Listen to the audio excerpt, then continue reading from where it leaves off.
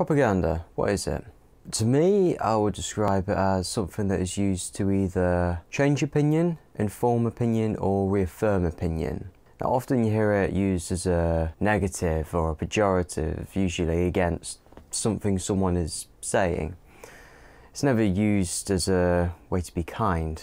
However, propaganda isn't always used maliciously. Sometimes it can be used by allies when it comes to wartime, or in the opposite case, it can be used to demoralise the enemy during wartime. During the Second World War, the British government gave filmmakers resources to, well, essentially make propaganda pieces in a bid to boost the morale of the general populace. Or a more recent example with the Russian invasion of Ukraine, you've got The Ghost of Kiev. Film wouldn't be where it is without propaganda. That's like printed media. If you want to get your message across to the general population with that, you've got the expenses of paper and ink. You generally got one pamphlet per person, and if your population can't read, you're sort of in a pickle there. And for radio, yeah, like many people can listen to it, but they need the equipment to receive it, which if the general population don't have that, then again, it's not gonna...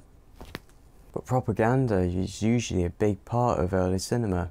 Let's say in the early years of the Soviet Union. Vladimir Lenin is quoted as saying, "Of all the arts, for us the most important is cinema." And his successor Joseph Stalin said, "It's a mighty instrument of mass agitation and propaganda." The whole purpose of Russian cinema was to reaffirm the state, to rewrite history as a way to make the current regime seem just and seem righteous.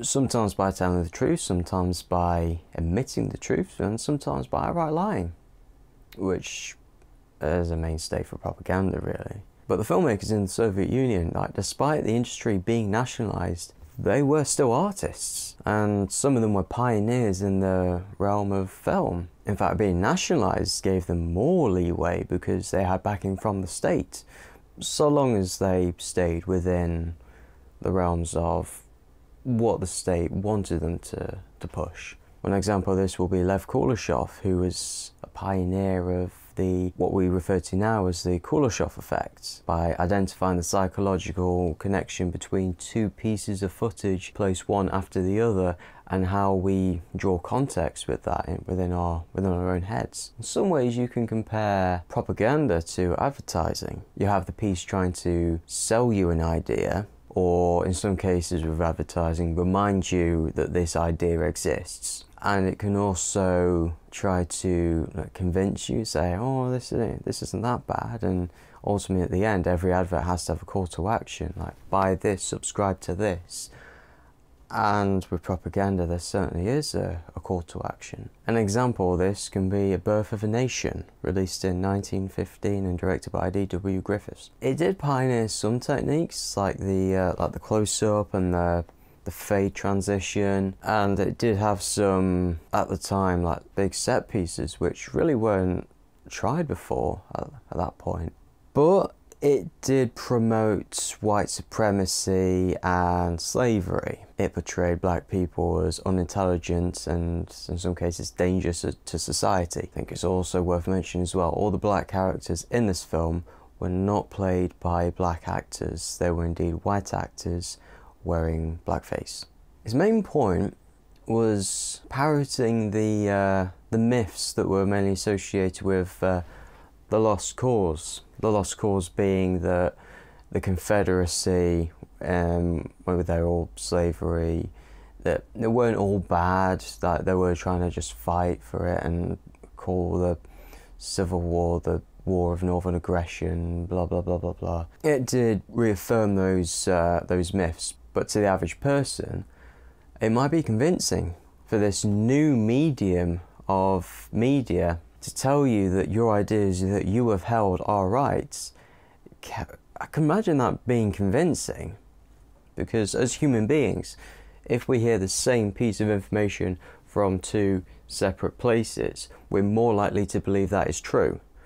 Now, in this case, this is indeed flawed, because people watching that are subject to their society.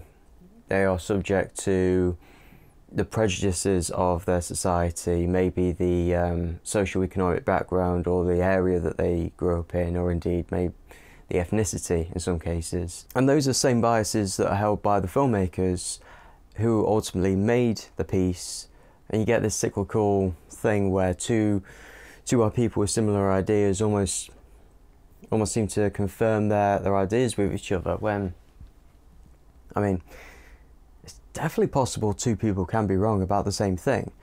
Not to mention white supremacy is a bullshit ideology, let's be honest. But yeah, despite that, it definitely appealed to people. It definitely resonated with people, like southern and northern states alike.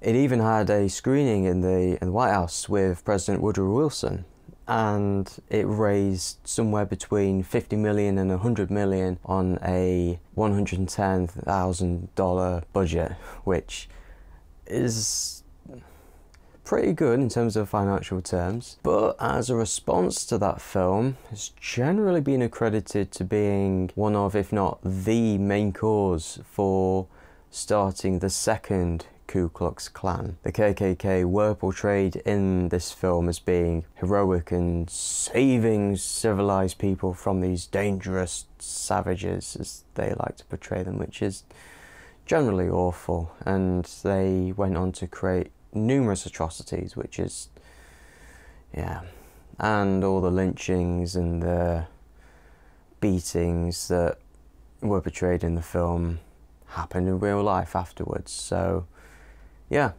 I think that piece of propaganda was very effective at delivering its message, and its call to action was definitely taken literally. And although it was an instrument of hate, it was a great cinematic achievement. To quote Roger Ebert, "The Birth of a Nation is not a bad film because it argues for evil. It is a great film that argues for evil. To understand how it does so is to learn a great deal about film, and even something about evil." Which I think is spot on there. I'm going to leave you with that. Thank you very much for watching. If you enjoyed, please subscribe, and I'll see you later.